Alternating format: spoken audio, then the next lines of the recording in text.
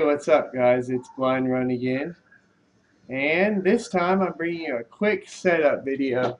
Um, Instructions were a little lackluster, and I figured a couple things out afterwards that made a little bit more sense. Some of the setup is exactly the same as the PX21s on the consoles and such, but there's a couple new features that I figured I'd go over with you all on. First of all, if you're just wanting to plug your headset into your iPod or phone or any kind of auxiliary output, that's pretty simple. You know, just plug it in right there. It works like a charm. You don't have to worry about it. There is no mic capability from what I was seeing or able to get. You have to go through your USB to get that. Um, I'll show you that setup here in a sec as well.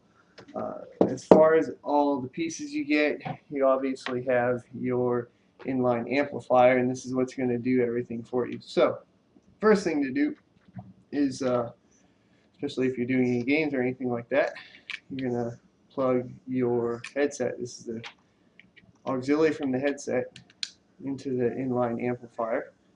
And that's your first step. Your second step, and I would show you plugging it into mine, but destroy my audio settings, and I don't really see why you would really need to see this. It's a USB. Pretty straightforward. I don't see any reason why you wouldn't know what to do with this at all. But, you know, plug it into your USB port on your PC, your 360, your Macintosh, or your PS3. You should be good to go. Couple other cables you get, which I'll go over with you right now, and then we'll get into some more nitty gritty here in a sec. But right here is your auxiliary extension.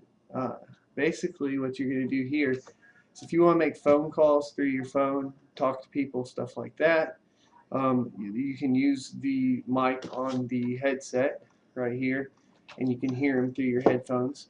And there's actually a really cool feature on the inline adapter here. If you go up here to your mic settings, if you go to the little phone icon right there, you will actually not be heard in your chat on your computer, say like, or in game through 360 or in Mumble if you're using PC with a voice over IP like Skype or something like that. And then you have the two higher settings that you can go, or two settings after that, which is like a low and a high for your mic input on the chats. So there's that, and there's also an off there. You also, for your own sake, you down here you have a little roller which will turn up your own mic in your headphones, so you can hear yourself. You can turn that all the way off if you like. You also have your basic chat volume control right here for the in-game chat that is coming into your headset. You can turn the people up and down as well as the game volume right here. So that's a pretty neat feature. And like I had mentioned before, your bass and treble settings are right next to your mic inputs, and you can change those levels with these rollers right here. Pretty cool setup. I like it a lot. Here's the interesting thing that I was going to show you. So you got two ports back here, and the first one I'm going to go over with you, and it's kind of hard to see. Let me see if I can get it to zoom in there for you. Well, it's not showing. There's a little Xbox 360 on this side port that you'll see. The one I'm going to go over right now is this one, which is a little phone. And this is like the phone capabilities I was talking about. So you take your auxiliary and you plug in through there, and you take the auxiliary port on your phone, Android or iPhone or whatever you have, plug it in there. And I'm pretty sure this works the same. I haven't tried it, but with the in-game chat for your PS Vita, which is pretty sweet. I don't have a Vita personally, so someone would have to confirm that for me in the comments below. That'd be fantastic.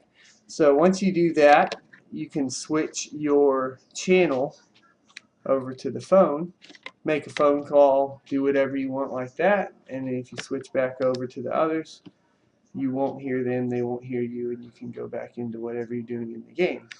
Pretty cool little feature there. I like it a lot. Also, this light right here below, it changes colors so you know which one you're on. Moving on from there, that's that setup. Now, if you have a 360, things are going to get a little complicated with the in-game chat. One thing you can do, we'll go ahead and get this box out of the way real quick. So you have your 360 controller. I'm sure you guys all know how to hook up your headset for your 360 controller. It's basically the same thing. This is for your mic input though. So you'll be good there.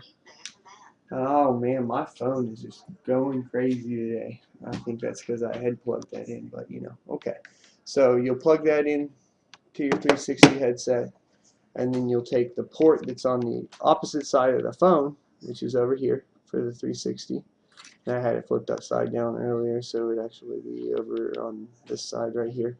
It's smaller, so you can tell the difference for sure. Just make sure you don't jam it up or anything like that, and you should be good. Plug that in there. You're good to go for your in-game chat for your 360. Now to get the audio from your television, you're going to have to do something here. Now my monitor is actually a television, my main monitor over here that I do a lot of stuff on. So we'll move on to this last cable here, and I'll show you how to set that up.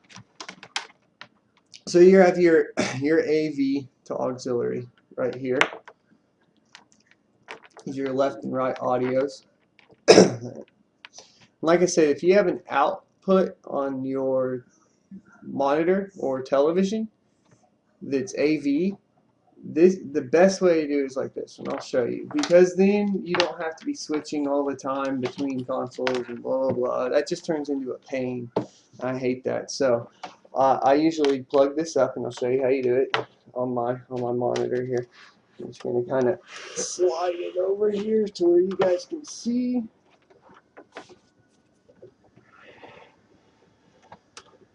And on the back here, you should have an audio out.